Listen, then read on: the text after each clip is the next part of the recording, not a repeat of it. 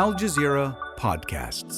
Today, kids can't be kids in Haiti. The police killed my friends, my father, my uncles, so I'm fighting for revenge. I shouldn't be in a gang, but this is all we have in Haiti.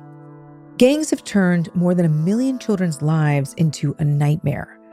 I'm Natasha del Toro, and this is The Take.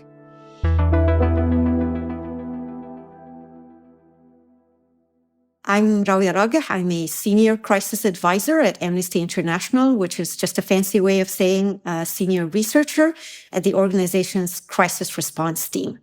Well, Rawya, I'm so excited to have you here.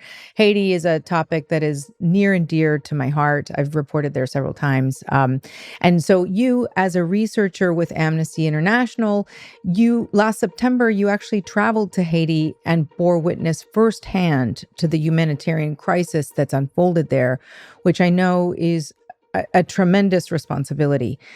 But before we even get into all of that, I was hoping that you could maybe paint a picture for us of what it's like to be in Port-au-Prince, the capital. I mean, Haiti's not a place that a lot of people from outside have the opportunity to see.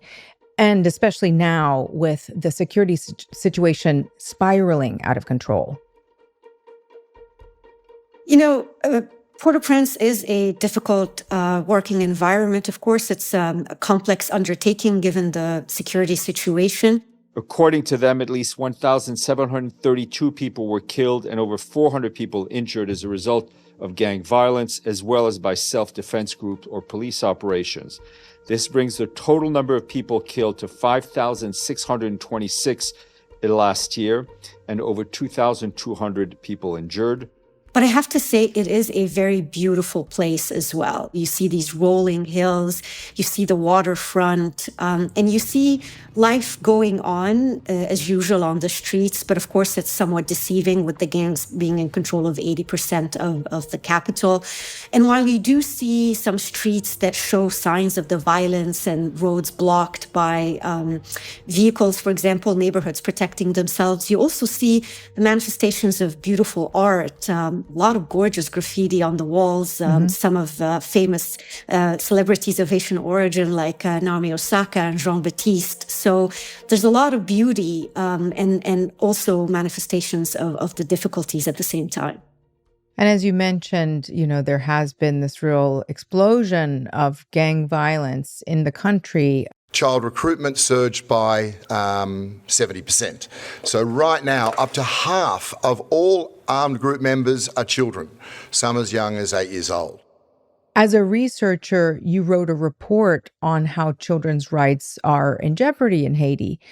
What are gangs doing to kids? We document specific abuses by the gangs, such as recruitment and use of children, rape and other forms of sexual violence, the killings and injuries of children, and the disproportionate impact on children with disabilities. But I tell you, Natasha, what really stuck with me in working on this report, and it's why we framed the report that way, is how what the gangs are doing is essentially an assault on childhood itself, on the children's ability to experience childhood, to play, to step out of their house, to run an errand, to go to school. And it really stuck with me in talking to the children how one of the saddest manifestations of this, that violence has become normalized, almost expected. Children expect that something bad can and will happen. Now, I know that you and your team, when you were on the ground, you interviewed, I think it was 51 children there. What are the accounts that stayed with you the most? For starters, the 13-year-old girl from Carrefour-Feuille who really in her interview showed the impact of the violence on her. She told me how she saw dead bodies when she was fleeing, that she gets nightmares, that she can't sleep at night. She continues to see visions of what she experienced almost a year later, that she used to be able to study, but now she can't, because anytime she opens a book, she just has the flashes of what she saw that day. Or, the 13-year-old boy who told us that he was used by the gangs to collect information. They're called antennas in Haiti, and how he had no choice to do this because he had to do it to be able to feed himself, and he had to do it out of fear. But what really struck me also in his testimony was that it's not just that the gangs used him to collect information. They were constantly trying to involve him in other violent activities. For example, he told me that he had saw the gangs kill people and that they wanted him to burn the bodies, and he refused to do that. They killed people in front of me and asked me to burn their bodies, but I don't have the heart for that. There was a 14-year-old girl from Delma who was shot by a stray bullet that pierced through her mouth. That 14-year-old girl had to undertake a really complex surgery. And just 2 months before, or 3 months before she was shot, her 17-year-old brother was also killed as a result of shooting between gangs. And so the fact that more than one child in a single family can be affected in such a short range of time. Two sisters were raped on their way home from school, one by 5 men, the other by 6. And one of the girls, that was the girl who told us. I think about it and I tell myself, I'm a child. Why did this happen to me? And finally, the 17-year-old boy from Cité Soleil who was shot at a long range by a sniper from one of the gangs and had to lose his right leg, amputated above the knee. And now he has to live with a disability and without really good quality assistive devices. And what stayed with me in that boy's testimony is him saying, "This story is not the end of my life. My life will change. I hope my life will change." And so that message of hope from the children also, which came through in a lot of the interviews, stayed with us, and it was important for us to highlight in the report. Oh my goodness. Those are such harrowing stories. I mean, it's incredible that some of them can still maintain hope.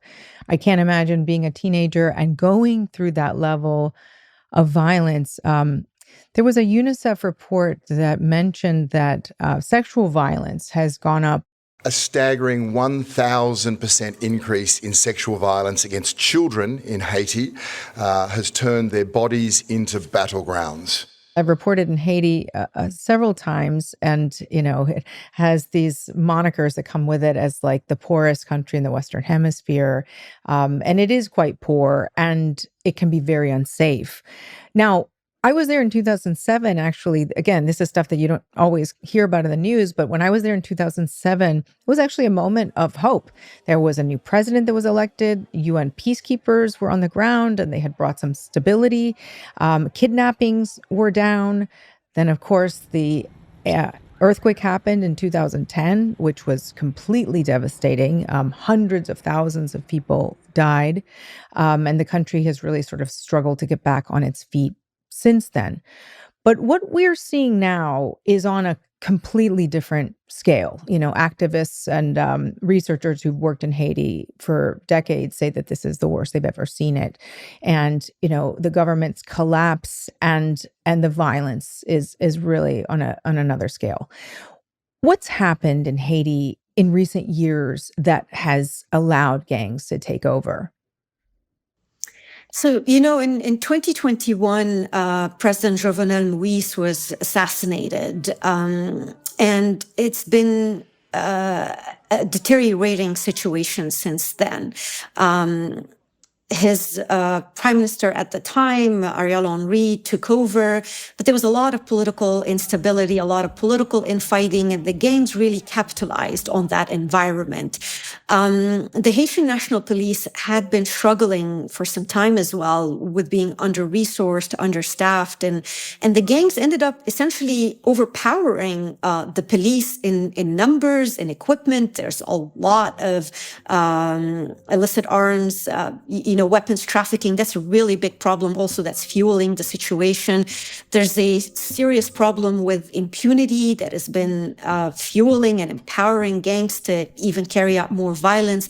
But that political instability really gave rise to the power to the gangs and enabled them to take the violence to a whole other level. And what we saw toward the end of 2023, and particularly at the beginning of 2024, was an unprecedented escalation, both in the violence and in the humanitarian crisis that resulted from that. And so at the beginning of 2024, you see the gangs breaking into prisons. You see them trying to overtake the port and the airport, and it reaching a point where they are in control of more than 80% of the capital. And all of this against the backdrop of the UN Security Council trying to deploy a multinational security force led by Kenya.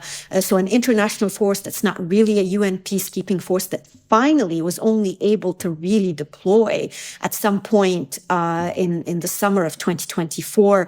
But after a lot of damage had been done, and now we're seeing them trying to work with the Haitian National Police to address that security deterioration.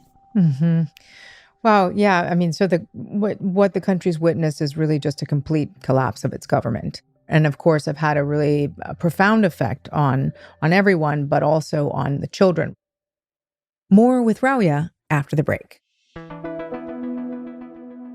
So going back to the children that you spoke to, they have really sort of impossible choices here, right? I mean, one of them that you spoke to says, he says pretty clearly, and I'm going to quote, we can go 2 days without eating. I mean, this is a child saying that he can go 2 days without eating. But then his friend who is in a gang, who unsuccessfully tried to recruit him, he isn't living like that. Right. He says, the boy was saying, my friend sees the situation that we live in and tells me that he makes a lot of money and that I could make a lot of money too. In other words, trying to bring him into the gang. That sense of fear and compulsion that you refer to in that boy's interview came across in all of the testimonies of the 14 children, the 11 boys and 3 girls we interviewed who ended up being used and recruited by the gangs. And let's not forget that also involves girls, and girls who are used in things like cooking and cleaning on a base or in houses, or, for girlfriends, or even exploited in commercial sex.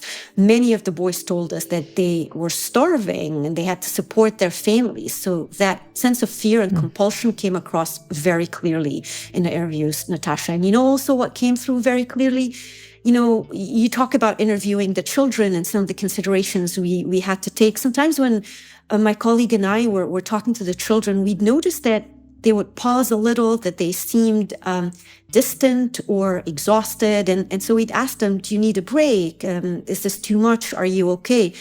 And you know what? A lot of the children would tell us, I'm okay. It's just that I'm hungry. I didn't eat today. And like that boy, that wasn't the only boy. More than one child and caretakers told us that they could go up to sometimes 2 and 3 days without a meal. And so that humanitarian crisis, that hunger and need, was very palpable physically while we were interviewing the children. These children, if you don't join the gang, you don't eat in many cases. Mm-hmm. But if you do join the gang, there are tremendous consequences and repercussions for your life. Talk to me about that. What happens to those kids when they, if they end up joining the gang? So that fear is not just a fear from the gangs and telling them no and doing it out of hunger. There was very palpable fear in the interviews from the police, concerns that authorities sometimes engage in potentially extrajudicial executions or unlawful killings or targeting of gang members, even if they are children. So that fear came through very clear in the children's interviews, but also fear from their own communities, Natasha. There is this rising trend of quote-unquote self-defense groups in communities. It's called the Bouakale movement, and we've seen that over the past 2 years, and it's steadily on the rise, where community members, they're frustrated at the insecurity, at the failure of authorities to bring back security and stability, so they take matters into their own hands, and at times they target community members, even if they're children, for any perceived association with gangs, and the price could be very high. We see these horrific videos posted on social media of horrific lynchings of people associated or perceived to be associated with the gangs. And so the children told us that very clearly. They're afraid of their identities being made on social media. Many children told me they're afraid about their pictures or names being posted on social media. Apparently that is a trend that happens, and that makes them a target to Bouakale attacks. And of course, just some children told us that they were afraid just about being associated with certain neighborhoods. So they don't even necessarily have to be active in doing anything with the gangs. Children from Martissan or from Delma told us, if somebody sees me coming from the direction of Martissan, that's a threat to me. If somebody sees in my ID that I'm from, Delma 6, that's a threat to me. So that fear, because of how communities at times target them, was very palpable. And that is a very big challenge, Natasha, when we talk about how can we reintegrate these children back, how can we have successful rehabilitation and community healing amid this environment. Oh, that sounds like such a complicated situation for these, and they're just kids. They're young people that are just trying to survive. Rawya, I want to wrap up by going beyond just what's happening, what's wrong in Haiti, and ask, how can the tables be turned here? I suspect it's certainly not through cutting aid, which is what President Donald Trump's administration has recently done. But even a lot of the policy recommendations in your report, they seem to be about making sure that the Haitian state honors its obligations. But I guess my question is, there is no real functioning Haitian state at the moment. As we said, there's no president, there's no parliament, gangs are running amok. It's extremely volatile. And all of this is why it ranks as one of the most fragile states in the world right now. I know there have been talks. There's talks of elections taking place in November, which could maybe be good, but they don't even know if that's feasible. So I know this is a big question, one that's hard to answer, but what is the way forward? Well, I'm very glad you bring that up, Natasha, because there is a tendency to view Haiti from this prism of a country that is in constant political instability, that constantly has some sort of natural disaster or crisis going on, that, we can't figure out how to handle or address the situation. But the reality is that there are very viable and active partners on the ground in Haiti. First of all, yes, there are obligations that the Haitian authorities should honor, that they should prioritize child protection, and we call on them to create a comprehensive child protection plan and programming. But the reality is the Haitian authorities, the Haitian state and government, and there is a cabinet, and there are, aside from the cabinet, if you go down from sort of that level of political instability at the cabinet level, like I said, the child protection agencies, like IBASFR, the one that I mentioned, or the Brigade for the Protection of Minors in the Haitian police, or the plethora of extremely active NGOs and civil society and community groups that are at the forefront of responding to the needs of children. You can partner with all of that system. The reality is the Haitian authorities and the Haitian state and the Haitian civil society cannot do this on their own. The international community, international donors have an obligation and a responsibility. This is a shared responsibility to help the Haitian state in protecting children and preventing the recreation of generations of future gang members and future cycles of violence. We hear a lot of condemnation in the Security Council, but what we need to see is actual action in supporting the Haitian state to create that child protection plan, to operationalize expedited judicial chambers to prosecute perpetrators of human rights abuses, to address the issue of impunity. So there are actual tangible steps to help release the children who are being detained in a place that's meant to be a rehabilitation facility, but is now actually a detention facility mixed for adults and children. Those are tangible steps that can be taken now that could help us so much in the long term. And it requires first and foremost that people stop viewing Haiti from that prism of being an unsolvable crisis. How did you feel after the work that you did upon leaving Haiti? What would you like to see?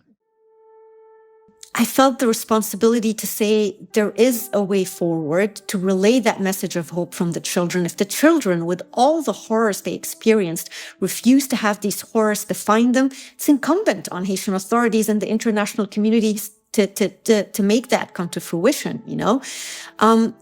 But I also felt the weight of fighting, especially amid this environment of cutbacks to aid, to say that that is not the way forward. Waivers and exceptions don't work. You need consistent access to aid. You need sustainable planning for aid. And you also really need to help the community with community healing. We saw all these active community groups. We saw the struggles communities are facing, and it's understandable with all the horrors they experienced at the hands of the gangs, for them to be angry even at these children.